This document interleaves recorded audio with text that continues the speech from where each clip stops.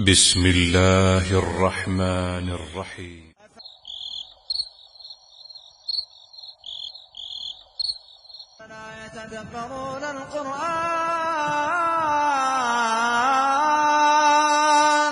أفلا يتدبرون القرآن أم على قلوب أقفالها.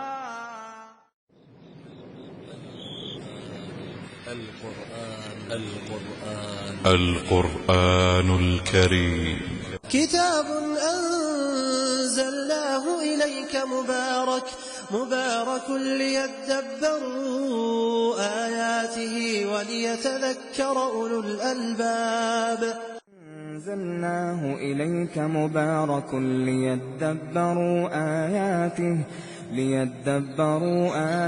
نازل کی ہے بابرکت ہے تاکہ لوگ اس کی آیتوں میں غور کریں اور بسم الله الرحمن الرحيم. والذاريات ذروا فالحاملات وقرا فالجاريات يسرا فالمقسمات أمرا. أعوذ بالله السميع العليم من الشيطان الرجيم. بسم الله الرحمن الرحيم.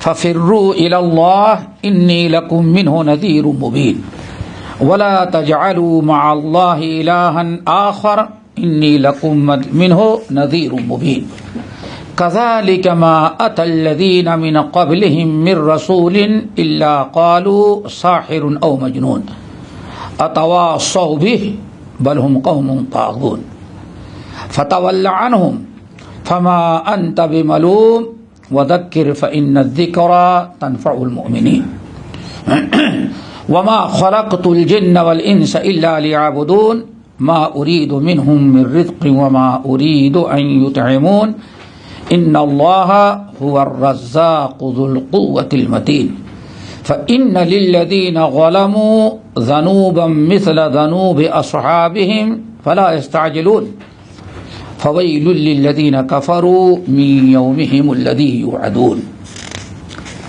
محترم حضرات، دینی بھائی اور بہنوں، کل اس سے پہلے والے درس میں بات یہاں تک پہنچی تھی کہ وَمِن كُلِّ شَيْءٍ خَلَقْنَا زَوْجَيْنِ لَعَلَّكُمْ تَذَكَّرُونَ، اور ہم نے ہر چیز سے جوڑے جوڑے پیدا کیے ہیں لَعَلَّكُمْ تَذَكَّرُونَ، تاکہ تم اس سے عبرت و نصیحت حاصل کرو.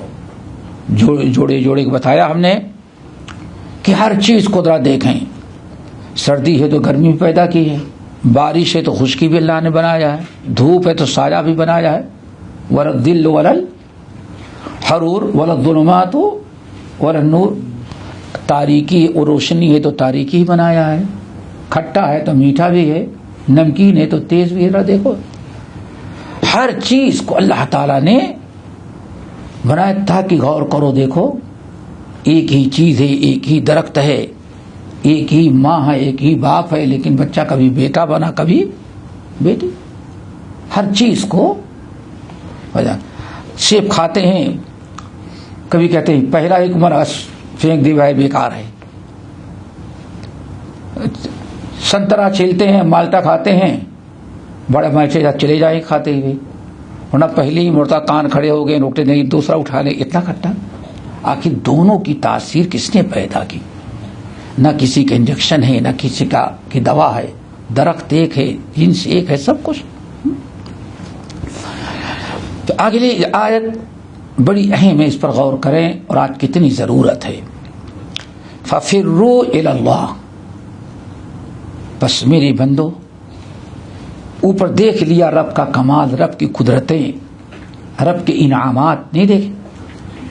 والذاریات ذروا سے لے کر کے وَمِن كُلِّ شَيْءٍ خَلَقْنَا زَوْجَيْنِ لَعَلَّكُمْ تَذَكَّرُونَ، صرف آیات، نشانیاں، توحید کی دلیل، اللہ تعالیٰ کے انعامات، اللہ تعالیٰ کی قدرت. جدھر دیکھو اللہ نے فرمایا اللہ تعالیٰ کی قدرت، اللہ تعالیٰ کا کمال، اللہ کی نعمتیں نظر آ رہی ہیں. اب تمہارا کام کیا ہے؟ فَفِرُّوا، تو تم بھی سب چھوڑو، کس کی طرف آ جاؤ؟ اللہ کی طرف. آئی بات سمجھ؟ فَفِرُّوا إِلَى اللَّهِ، تو سب کو چھوڑ دو, صرف کس کی طرف آؤ؟ اللہ کی طرف. کتنا بڑا پیغام ہے یہ. انسان اگر سوچے آج, واللہ آپ اپنی کتنی دوست ساتھی کتنی پہچان کے رمضان میں بھی نماز نہیں پڑھتے, روزہ رکھنے کے لیے تیار نہیں, جنت کی بات آئے تو آپ سے پہلے جانے کے لیے کھڑے رہتے ہیں. سوچو وہ انسان اتنا بے حس, نمازیوں کو تو کوئی انتہائی نہیں کہ کتنے لوگ نمازی بے نمازی ہیں. اگر وہ انسان غور کرے کہ سب ایک ایک چیز سے اگر وہ غور کرے, ہاں ایک ایک چیز پر غور کرے وہ, تو آخر سمجھ میں آئے کہ وہ انسان کس قدر اللہ تعالی سے دور ہٹا ہوا ہے. ہر چیز میں اس نے کیا کیا ہے, ہر چیز وہ استعمال کرتا ہے, ہر چیز کر رہا ہے, اللہ تعالیٰ کی دی ہوئی چیز استعمال کر رہا ہے, لیکن اللہ تعالیٰ سے بغاوت کی ہوئی, اللہ تعالیٰ سے دور ہٹا ہوا ہے. آگے بات سمجھے نا, فَفِرُّوا إِلَى اللَّهِ. ایک تاجر اگر دکان پہ بیٹھا تجارت کر رہا ہے, ظالم دیکھے اوپر سے نیچے تک سب کس کا دیا ہوا, اللہ کا مال, لیکن وہیں بیٹھا ہے معصوم مسجد واللہ نماز پڑھنے کے لیے نہیں جاتا, بلکہ بعض نوکروں کو بھی دے تو تیرے نماز کا وقت جاؤ نماز پڑھ, لیکن خود نہیں جاتا. اور حالت یہ ہے, اللہ اکبر, کہ انسان کس قدر, آج سے تقریباً 40-45 سال قبل کا واقعہ ہے. الخان میں کوئی بہت بڑی جرمنی غالباً کمپنی تھی, ایک پائپ لائن کی یا برٹش کوئی کمپنی تھی. ہمارے کچھ کوکن کے بعد علاقے کے کچھ لوگ تھے, وہاں مینیجر تھے. انہوں نے ایک قصہ بتایا کہ غیر مسلم کمپنی تھی شارجہ الخان میں, ابھی ختم ہوئی, ہم اس کا درس دینے کے لیے بھی گئے کمپنی میں. اللہ اتنا عجیب سا واقعہ بتایا کہ انسان اس ففروا الی اللہ کی بات ہم بتانا چاہتے ہیں کہ ہمارے وہ کوکنی بھائی کہنے لگے, جو مینیجر تھے وہ درس والے ہیں, ابھی ہیں الحمدللہ یہاں باقاعدہ حیات ہیں, کہنے لگے کہ کمپنی کی طرف سے اعلان تھا کہ 20 منٹ نماز کے لیے ہے. اب آج لوگ شکایت کر نماز پڑھنے کا ٹائم نہیں دیتا, سمجھے نا. نماز ایک وہی بوٹا کے کیا کہتے ہیں, پوٹا کے پہ رکھے ہوئے تھے, نماز پڑھیں. کہنے لگے کہ لیکن نماز 20 منٹ ٹائم تھا, 10 منٹ پہلے وضو کے بہانے سے جاتے اور 15 منٹ بعد میں آتے, پڑھتے اور پھر وہیں لیٹ کر کے اب آ گئے ہیں. کہا یہ شکایت مینیجر کو مل ہو گئی. بہت ہوشیار تھا, تو اس نے کہا کہ اب نماز کا ٹائم نہیں, ہم نماز سے نہیں روکیں گے, نماز سے ہم نہیں روکیں گے, نماز پڑھیں, لیکن ڈیوٹی کے ٹائم میں نماز میں جتنے ٹائم لگائیں گے آدھا گھنٹہ وہ تنخواہ ہم کاٹ لیں گے. کہا نوٹس ہم سے لکھوایا اور نوٹس جاری کر دیا. وہ جو مینیجر تھے کوکنی بھائی وہ بھی کہتے مجھ کو بھی بہت برا لگا, لیکن اس کا دماغ دیکھے اس کمپنی کے مالک کا, اس نے اور ایک آدمی مقرر کیا کہ اب کون کون جاتے ہیں نماز پڑھنے کے لیے, کون کون نہیں جاتے. ففروا الی اللہ. تو کچھ لوگوں نے کہا بھائی پوری تنخواہ کاٹے کم وقت یا آدھی تنخواہ کاٹے. رب کا فضل و کرم ہے, پاکستان کے جنگلوں میں لکڑی کاٹنے والے, انڈیا میں گھاس چھیلنے والے, اللہ نے اتنی اچھی نوکری یہاں دی ہے, لایا ہے, اچھا رزق دے رہا ہے, اللہ کا یہ کرم ہے, کمپنی تھوڑی کھلاتی ہے. ہم پوری نماز پڑھیں گے اور نماز پڑھ کے ہی جائیں گے, ہم ایک دن نماز نہیں چھوڑیں گے. اس نے کہا تھا کہ اب دیکھو جتنے لوگ اب نماز پڑھنے کے لیے جاتے ہیں ان کا نام نوٹ کرنا. نام نوٹ کرنے لگا, تو جو لوگ ففروا الی اللہ کے بجائے ففروا الی الدنیا تھے, ہاں انہوں نے کہا یہ بیوقوف لوگ تنخواہ کٹا کر کے نماز پڑھتے ہیں، ذرا بیوقوف، ارے ایک ہی کام تھوڑی ہے نمازی، نماز کھانا تھوڑی کھلائے گی تنخواہ کٹا کر کے، خوب بیوقوف بناتے رہو، خوب خوش۔ الحمدللہ کہنے جب مہینہ پورا ہوا تو ہم کو بلایا، کہا کہ جتنے نمازی تھے کسی ایک کا ایک پیسہ نہیں کاٹنا، واللہ ابھی موجود ہیں یہاں، وہ کوکنی بھائی یہاں موجود ہیں، ایک پیسہ نہیں کاٹنا، پوری تنخواہ۔ اب یہ دیکھ رہے تھے کتنا تنخواہ کٹے، کہا کچھ بھی نہیں کٹے، کہا جھوٹ بولتے ہو، کہا جا کے دیکھ لو، ایک پیسہ نہیں کٹا۔ اب اس کے بعد سے مسجد بھر جانے لگی، مسجد بھرنے لگی، جتنے لوگ ہٹے تھے سب جڑ گئے، اور تنخواہ کٹی، تنخواہ ملی تو جتنے نئے لوگ تھے سب کی تنخواہ کاٹ لیا۔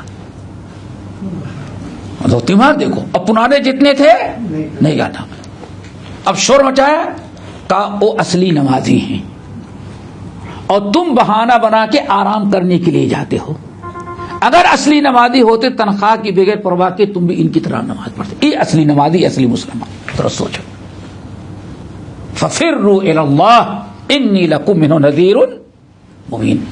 میرے بندو، جب سب کچھ نے دیکھ لیا کہ اوبا والذاریات ذروا سے لے کر کے ومن کل شیء خلقنا زوجین لعلکم تذکرون، یہ ہے تذکر، ففروا الی اللہ۔ اب اللہ آج کیا خیال ہے آپ بتائیں، ایک قبر پرست اللہ کو اتنا شکر نہیں ادا کرتا جتنا درگاہ والوں کو شکر۔ ہاں مسجد میں کبھی آئے تو سوچتا کتنی جلدی بھاگے، اور اگر درگاہ پہ چلا جائے تو سوچتا ہے کتنا ٹائم ہے، مجاور تک جب تک دھکے نہیں دیتا نکلنے جانے کے لیے تیار نہیں ہوتے۔ ففروا الی اللہ۔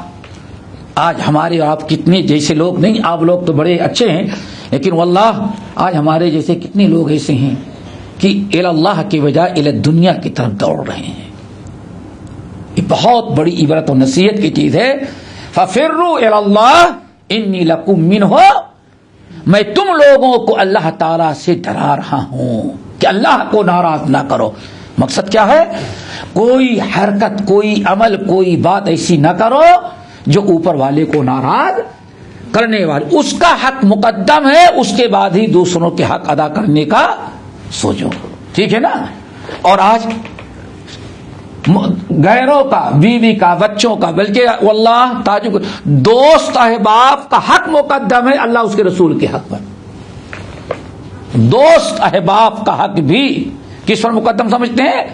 دوستی نبھانا ہے، دوستی کے لیے بھی اللہ اس کے رسول کو اللہ اس کے رسول کے اطاعت و فرمانبرداری دین چھوڑ دیتے ہیں دوستوں کے خاطر۔ تو یہ آیت ففروا مطلب سمجھئے نا، ففروا الی اللہ انی لکم منہ نذیر مبین ولا تجعلوا مع اللہ، اللہ تعالیٰ کو چھوڑ کر کے اللہ کے علاوہ کسی اور کو معبود نہ بناؤ، انی لکم منہ نذیر مبین، ہم تم کو اللہ تعالیٰ ہی کی طرف سے ڈرانے والے ہیں۔ کذالک ما اتی الذین من قبلہم من رسول الا قالوا ساحر او مجنون۔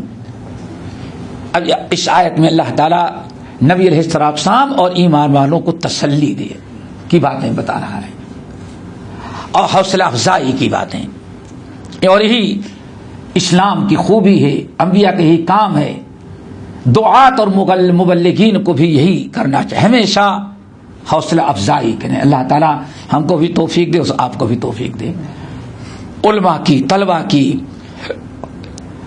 مریضوں کی، مزدوروں کی ہمیشہ بات کیسی کی جائے جس سے حوصلہ افزائی ہو۔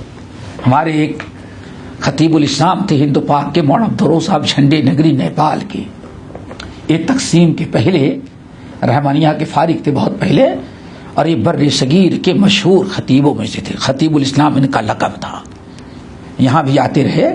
مولانا عبدالروف صاحب جھنڈے نگر یہ نیپال کا ایک شہر ہے، یو پی سے ملا ہوا۔ تو بتا رہا ہوں کہ حوصلہ، اب چند بعد میں بڑھاپے میں ان کو ایک بھوت سوار تھی، اور وجہ کیا تھی؟ ان کے باپ جب اللہ نے ان کو ہدایت دیا، کتاب و سنت پر آ گئے، اللہ تعالیٰ ایسے لوگوں کو پیدا کرے. جب کتاب و سنت پر آئے، اصل میں انڈیا میں بالکل بارڈر کے رہنے والے تھے، تو انڈیا اور نیپال، یعنی یہ اس وقت کی بات ہے کہ نیپال بھی انڈیا کا سمجھو ایک حصہ ہی سمجھا جاتا رہا، کوئی بارڈر نہیں، کوئی آدمی کوئی خاص نہیں ایسے. تو بہت سارے لوگ انڈین تھے، پراپرٹی کہاں بنائی ہوئے ہیں وہاں بنا لیتے تھے. نیپال کے وہ دلی تک، بامبے تک اپنی پراپرٹی بناتے، آج بناتے ہیں لوگ. تو ان کے والد کو اللہ تعالیٰ نے جو کتاب و سنت کا علم بردار بنایا، عالم تو نہیں تھی لیکن عالم سے محبت بہت کرتے تھے. یہ بڑی تاریخی چیز ہے. ہمارے بر صغیر کے چند لوگ جن کو اللہ نے کتاب و سنت عطا کیا اور ان کو مال دیا، تو انہوں نے کتاب و سنت کی نشر و اشاعت کے لیے جو بڑی قربانیاں دی ہیں، ان میں سے ایک خاندان یہ ہے. بہت سارے لوگ تھے الحمدللہ. تو یہ کتاب و سنت پر آئے تو انہوں نے جا کر کے نیپال میں 2-3 گاؤں خریدا. 2-3 گاؤں، ایکڑ نہیں، کئی گاؤں انہوں نے خریدا. مکان بنایا، اپنے بچوں کو بنایا.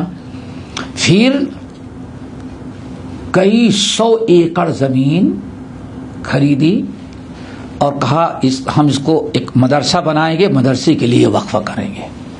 واللہ ابھی میں چند سال پہلے کھڑے ہو جائے، چاروں طرف ٹریکٹر کھڑے ہوئے ہیں، اتنی زمینیں، سمجھ گئے نا، گاؤں، کئی گاؤں. یہ کیا ہے؟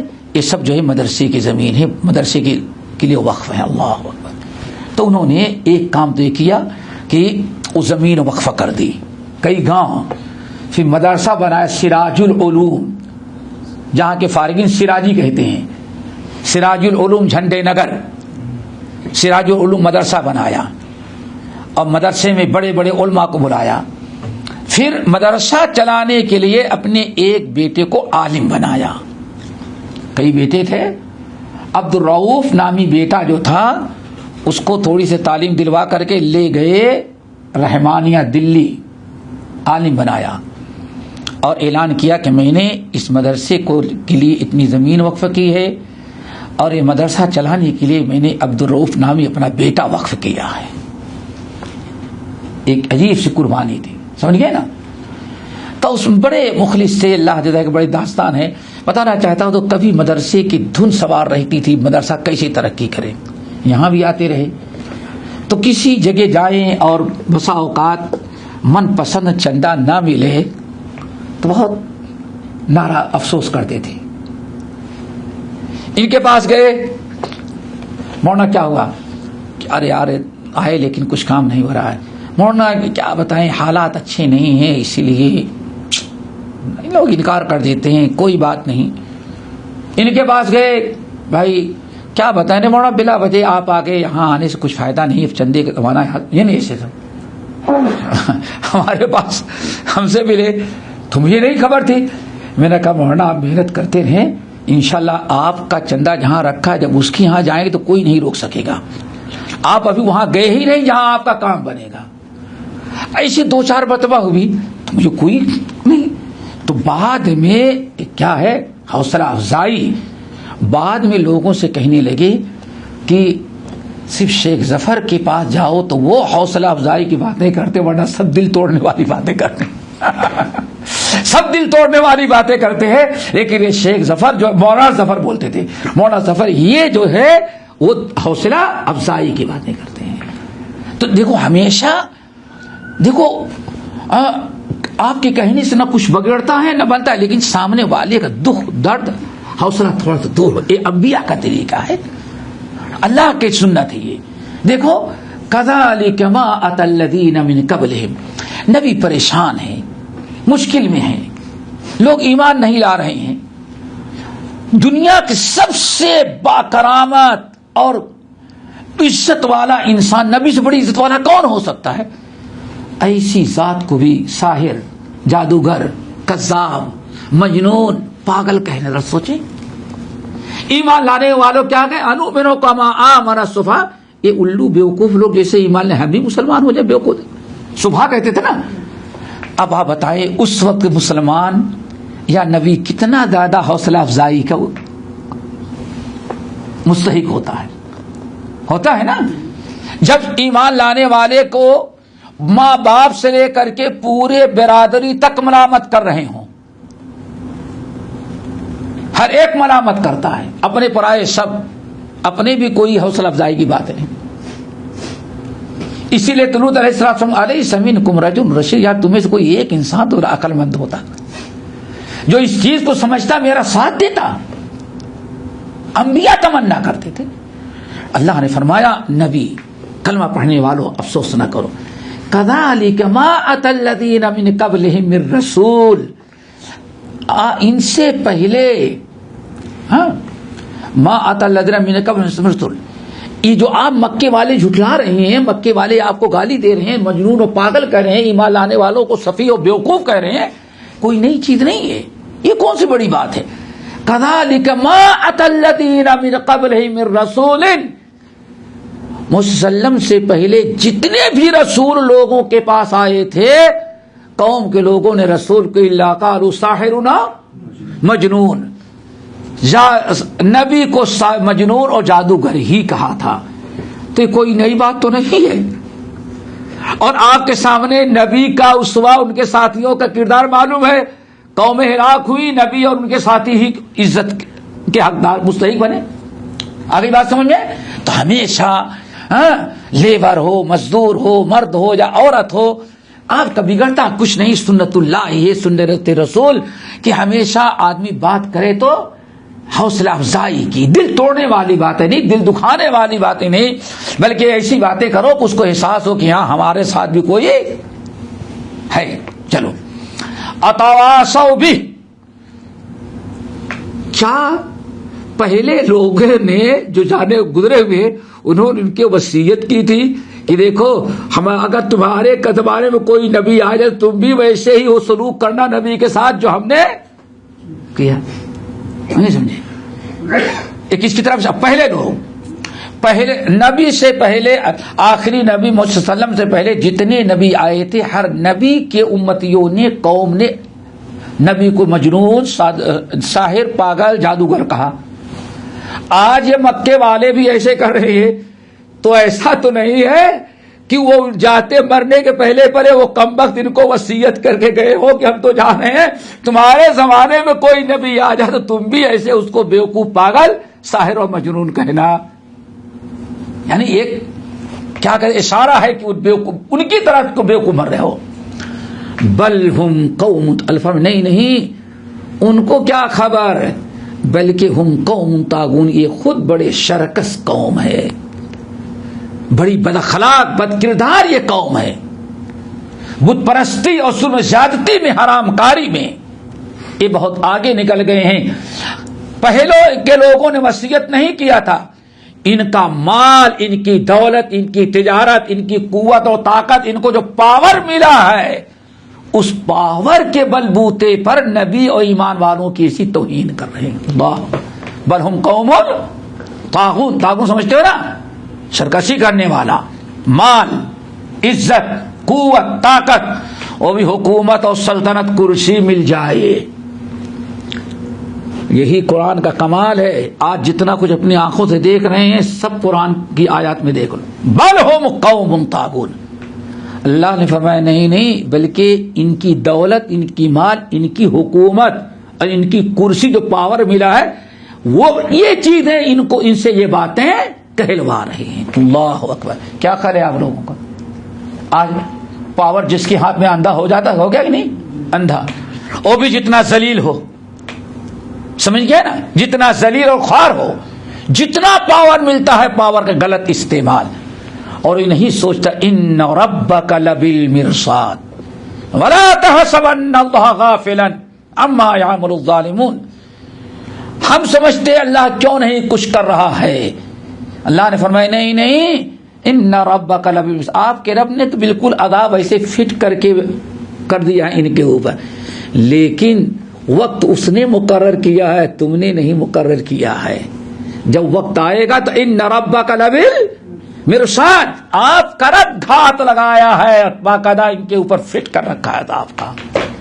اور اللہ کو عذاب کا بٹن دبانے کی بھی ضرورت نہیں، یہ کن فیکون کی، بس لا تحسبن اللہ غافل عما یعمل الظالمون، ظالم جتنی حرکتیں کر رہا ہے، مظلوم پر جتنا ظلم زیادتی کر رہا ہے قوم اور اہل وطن پر، وہ یہ نہ سمجھو کہ اللہ غافل ہے. اللہ غافل نہیں. اللہ تعالیٰ کا مثل مشہور ہے، دیر ہے اندھیر نہیں. اللہ تعالیٰ نے ہر چیز کا ایک وقت مقرر کر رکھا ہے. کبھی مظلومین کی آزمائش کی دیکھیں کہاں تک صبر کرتے ہیں. فلا يعلمن اللہ الذین صدقوا ولا يعلمن الكاذبین، تاکہ اللہ تعالیٰ دیکھ لے کہاں تک کہ اللہ تعالیٰ کے لیے صبر کرتے ہیں. سچے اور کھری کھوٹی کی تمیز اور اب نہایت آسانی سے فیصلہ ہو جاتا ہے، نہایت آسانی کے ساتھ. تو اللہ رب العالمین نے فرمایا بل ہم قوم طاغون فتول عنہم فما انت بملوم، فتول عنہم فما انت بملوم. اے نبی بس آپ ان سے منہ موڑ لیں. اب اللہ کے نبی کو حکم ہو گیا، اب آپ ان کا پیچھا نہ کریں، چھوڑ دیں. فتول عنہم، یہ گالی گلوچ ظلم ذاتی جتنا کر رہے ہیں ان کو بت پرستی میں آپ چھوڑ دیں. فما انت بملوم، اب آپ سے ان کے متعلق کچھ نہیں پوچھا جائے گا. آپ کا کام تھا حجت پہنچا دینا، دعوت دے دینا، اور آپ نے پوری حجت قائم کر دی. وذکر، بس آپ نصیحت کرتے رہیں. فإن الذکرى تنفع المؤمنین، چونکہ نصیحت ایمان والوں کو فائدہ پہنچتی. یہیں سے پتہ چل گیا، بہت ہی ضروری ہے اس نقطے کو سمجھنا. آج مسلمانوں کو بہت ہی زیادہ ضرورت ہے مسلمانوں کی اصلاح کی کوشش کریں. بگڑے ہوئے مسلمانوں کو مسلمان بنانے کی زیادہ کوشش ہو اور غیروں کو بعد میں سوچیں. کیوں؟ اللہ نے مقرر چھوڑے ان کو، پہلے ان کو سنبھالیں. اور آپ جانتے ہیں آج مسلمانوں میں کتنا بڑا طبقہ بت کی پوجا تو نہیں کرتا، مندر میں نہیں جاتا، لیکن شرک کے اڈے پہ تو جاتا ہے، غیر اللہ کا سجدہ تو کرتا ہے، غیر اللہ کا طواف تو کرتا ہے. یہ کس نے کہا ہندوستان کے بتوں کی پوجا کرے تو مشرک، اور اگر کسی ولی پیر پیغمبر کی پوجا کرے تو وہ مسلمان رہے؟ شرک تو شرک ہے. ہندوستان کے ہندو اگر مشرک ہیں رام اور کرشن کی عبادت کی وجہ سے، اگر آپ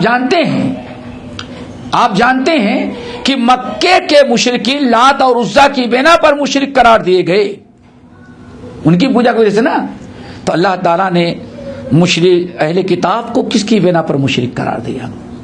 حضرت عزیر، حضرت عیسیٰ، حضرت مریم کی عبادت کی وجہ سے. لعن اللہ الیہود والنصارى اتخذوا قبور انبیائہم وصالحہم مساجدا. اللہ غارت کرے یہود و نصارہ کو، بدھ کی پوجا تو نہ کی لیکن اپنے نبیوں بزرگوں کی قبروں کی درگاہ بنا کر کے سجدہ کیا. کیا ہے؟ اللہ بتائے جو لعنت کی جگہ ہے آج وہ رحمت کی جگہ سمجھی جائے. وذکر فإن الذکرى تنفع المؤمنین وما خلقت الجن والانس الا لیعبدون. ہم نے انسانوں اور جنوں کو صرف اپنی عبادت کے لیے پیدا کیا ہے کہ میری عبادت کریں. اللہ تعالیٰ نے حکم تو یہ دیا افمن شاء فلیؤمن ومن شاء فلیکفر. اب انسان کی اپنی مرضی، جو چاہے وہ عبادت کرے اور جو چاہے کسی غیر کی عبادت کرے. انسان اپنا اختیار کردہ ہے، اللہ نے تو پیدا اسی لیے کیا تھا. وما خلقت الجن والانس الا لیعبدون. اور شیخ الاسلام مولانا ثناء اللہ مرسلی تفسیر ثنائی کے اندر بڑی اچھی بات کہتے تھے، اے جانور پیدا کیے تیری وفا کے واسطے، اے لہلہاتی کھیتیاں تیری غذا کے واسطے، چاند سورج اور ستارے ہیں ضیا کے واسطے، یہ سارا جہاں تیرے لیے اور تو خدا کے واسطے. وما خلقت الجن والانس الا لیعبدون. ہماری خلقت اور پیدائش کا اصل مقصد کیا ہے؟ عبادت الہی. ما اريد منهم من رزق، اور ہم ان سے رزق نہیں چاہتے. اللہ اکبر. کیا خیال ہے آپ لوگوں کا؟ آج دنیا میں ساری حکومتیں اپنی حکومت چلانے کے لیے کیا کرتی ہیں؟ ٹیکس نہیں لگاتی؟ ارے تمہارے ہاں تو ٹیکس ہی نہیں، اور کیا جی ایس ٹی فی ایس ٹی کتنی چیزیں ہو گئی ہیں، اور پتہ نہیں کیا کیا. ابھی ایک عرصے تک یہاں نہیں، لیکن یہاں بھی ٹیکس. ایک صاحب کہنے لگے ماشاء اللہ ہاں بچے فری میں پڑھ لیتے ہیں. ہم نے یہاں کی نیشنلٹی اس لیے لی کہ وہاں بچے فری میں پڑھ لیتے ہیں. ہم بوڑھے ہو جاتے ہیں تو بوڑھوں کو باقاعدہ وظیفہ ملتا ہے، سمجھ گئے نا. اور یہ پاکستان میں انڈیا میں یہ سب لوگ دیکھو بوڑھا ہو جاتا ہے، کوئی پرسان حال نہیں. تو میں نے ان کو 2 جواب دیا، بہت اچھا اللہ تعالیٰ نے دلوایا. نمبر 1 میں نے کہا کہ ہاں انڈیا پاکستان بنگلہ دیش میں یا تمہارے ان ملکوں کے علاوہ جہاں کیوں ہیں وہاں کے لوگ، وہاں کے بوڑھے ماں باپ جو ہوتے ہیں الحمدللہ مرتے دم تک اولاد کے انڈر میں رہتے ہیں، اولاد کے ساتھ رہتے ہیں، گھر میں مرتے ہیں. کیا خیال ہے؟ مرتے دم تک بھی قبرستان تک اولاد ساتھ رہتی ہے. اور آپ جہاں کی تعریف کر رہے ہیں بوڑھے ہونے کے بعد اولڈ ایج ہوم، کیا ایک صاحب بہت ہائی فائی یہ کرتے ہیں اور یہ کرتے ہیں، وہاں کا پاسپورٹ لوگ یہ ہوا وہ ہوا، بہت سمجھا نہیں میری ماں باپ وہاں رہتے ان کی خدمت کریں گے. چلو بھائی خدمت کرو. گئے، مقصد کچھ اور ہوتا ہے، دل کو بہلانے کے لیے غالب خیال رکھا. مقصد ہے کہ ہاں وہاں کا پاسپورٹ رہے گا تو معلوم پڑتا ہے کہ کوئی بہت بڑی. واللہ اتنا حیرتناک واقعہ، صرف ماں باپ کا بہانہ، ماں باپ اکیلے ہیں، ماں باپ اکیلے ہیں. یہاں گئے، باپ کو دما کی شکایت، ماں کو کچھ تکلیف. اللہ اکبر، دونوں کو کیا اولڈ ایج ہوم میں لے جا کر داخل کر دیا. اب یہاں سے میاں بیوی گئے اور گئیں ملنے کے لیے تو کہتے ہیں دور سے دیکھ لو، وہ کھانستے ہیں، تم کو بیماری لگ گیا، تم دیکھ سے واپس چلے جاؤ وہیں سے. کہتے ہیں ایک دن قریب نہیں جانے دیا. تو یہ کس نے کہا کہ ہاں مسلمان ملکوں میں ماں باپ جو ہیں بوڑھے ہو جاتے تو لاوارث رہتے ہیں؟ کبھی دیکھا لاوارث تو وہاں ہوتے ہیں کہ مر جانے کے بعد بچہ کہتا ہے ہم بہت بزی ہیں، ڈیوٹی پر ہیں، آپ لوگ دفنا دیں، کچھ جو پیسہ ہوتا ہے میں دے دوں گا. اللہ، یہ بات وہاں تو یہ ہو رہا ہے ایسے. الحمدللہ ہمارے یہاں بچہ نہ بھی تو ہو پورے محلے کے مسلمان ہی اس کو اپنا باپ سمجھ کر بوڑھے بوڑھی کے دیکھ بھال. کیا کہے آپ؟ کبھی دیکھا ہے تم نے کوئی بوڑھا بوڑھی لاوارث رہتا ہے؟ ایک تو یہ دیا میں نے کہا تو سوچ لیں. نمبر 2 بیٹھا کے کھلاتے ہیں. میں نے کہا تمہاری تنخواہ سے کاٹتے کتنا ہے؟ کوئی اپنی جیب سے نہیں دے رہا ہے. یہ خدمت کرنے کے لیے تم سے پیسہ حکومت تم سے ٹیکس کتنا کاٹتی ہے تنخواہ سے؟ تو پتا چلا دنیا میں سب سے زیادہ ٹیکس ان کے یہاں ہے. میں نے کہا تمہارا ہی کاٹ لے کر کے بعد میں ان کو دیتے ہیں. اللہ اکبر. دوستو ذرا دیکھو، بوڑھوں کو کھلانا بھی ہے تو ٹیکس لے کر. اللہ کیا فرماتے ہیں؟ تم میری عبادت کرو. ما اريد منهم من رزق، ہم تم نے کسی سے رزق نہیں لیتے، ہم کسی سے رزق نہیں مانگتے کہ ہمارے پاس اتنا جمع کراؤ ہمارے خزانے میں. زکات ہم نے فرض قرار دیا ہے تاکہ تم اپنے قرابت دار رشتے دار مسلمانوں کو زکات دو تاکہ ان کا بھی کام چلے. یہی تو اس کے کچھ نہیں. تو اللہ ہم ما اريد منهم من رزق، ہم انسانوں جنوں سے کوئی رزق نہیں مانگتے، ٹیکس نہیں لگاتے ان کے اوپر. اللہ اکبر. اللہ. اچھا آپ ذرا دیکھیں واللہ دنیا میں جتنا ٹیکس لگتا ہے، دنیا میں سب سے زیادہ اگر آپ کی کمائی، آپ کی آمدنی سے غیروں کا حق مقرر کیا ہے تو اللہ تعالیٰ نے کیا کیا؟ کتنا ہے؟ 2.5%. 2.5% کتنا ہے؟ تم بتاؤ تمہارے ملک میں ٹیکس کتنا ہے؟ 36. ڈائریکٹ ٹیکس جو ہوتا ہے وہ 30%. اگر آپ کوئی پیسہ جمع نہیں کرتے نہیں تو سالانہ 30% کٹ جائے گا. باقی اب جو خرید فروخت کرتے اس میں آپ کتنا انڈائریکٹ. اب آپ ذرا بتائیں, سوچو ذرا سا, سوچو یہ ہے ٹیکس. انسان جب زکات دینے میں 2.5% اللہ مانگتا ہے, بس 1 لاکھ میں 2,500 اللہ مانگ کہتا غریب, اور لیتا نہیں. اللہ فرماتے مجھے نہ دو, اپنے رشتہ داروں کو دو. وَآتُوا مِن مَالِ اللَّهِ الَّذِي آتَاكُمْ, اللہ نے تمہیں جو مال دیا ہے اپنے مال سے نکال کر کے, اللہ کے دیے ہوئے مال سے نکال کے اتنا ان کو دے دو, وہ بھی 2.5%. اب اس کے بعد تمہاری مرضی, ثواب چاہو تو زیادہ دو. کیا دنیا میں کوئی ہے جو اتنا کم ٹیکس لے رہے؟ زکات یہی سب سے بڑا فریضہ ہے. سوچو 2.5% کوئی ویلیو ہوتی ہے؟ اللہ نے فرمایا ان اللہ هو الرزاق ذو القوة المتین, بے شک اللہ تعالی ہی رزاق ہے, رزق وہی سب کو دیتا ہے. پیچھے آیت کیا گزر چکی ہے, وَفِي السَّمَاءِ رِزْقُكُمْ وَمَا تُوعَدُونَ, آسمان ہی پر رزق کا انتظام ہوتا ہے اور تم سے جو وعدہ وہ بھی وہی پورا کیا جاتا ہے. چلو ہو گئی بات. فَإِنَّ لِلَّذِينَ ظَلَمُوا ذَنُوبًا مِثْلَ ذَنُوبِ أَصْحَابِهِمْ فَلَا يَسْتَعْجِلُونَ. یہ بھی نبی کی تسلی کی باتیں ہیں اور مسلمانوں کے لیے. فَإِنَّ لِلَّذِينَ ظَلَمُوا, تو یاد رکھو جو لوگ ظلم کر رہے ہیں, گناہ کر رہے ہیں, فَإِنَّ لِلَّذِينَ ظَلَمُوا, یہ جو ظالم لوگ ہیں, ظالم سے مراد شرک کرنے والے, کفر کرنے والے, جو گناہ کر رہے ہیں, ان کے پاس ویسے ہی گناہ ہے مثل ذنوب اصحابہم, جیسے ان سے پہلے لوگوں کے گناہ تھے. نہیں بات سمجھ میں آئی؟ کذالک ما اتی الذین من قبلہم الرسول الا قالوا ساحر مجنون. پہلے نبیوں کے امتیوں نے نبی کو جھٹلایا, ایمان والوں کو تنگ کیا, بات گزر چکی ہے نا. اور جو ستاتے رہے, جو جرائم انہوں نے کیا, نبی کا انکار, نبی کی تکذیب, نبی کا ایمان, نبی کا اخراج ملک سے, ایمان والوں کو ستانا, ظلم کرنا, کیا کیا نہیں ہوا تھا. اللہ نے جیسے انہوں نے کیا تھا, ان کے جیسے لوگ وہی گناہ یہ بھی کر رہے ہیں. کون کر رہا ہے؟ کون کر رہا ہے؟ مکے والے موجودہ لوگ.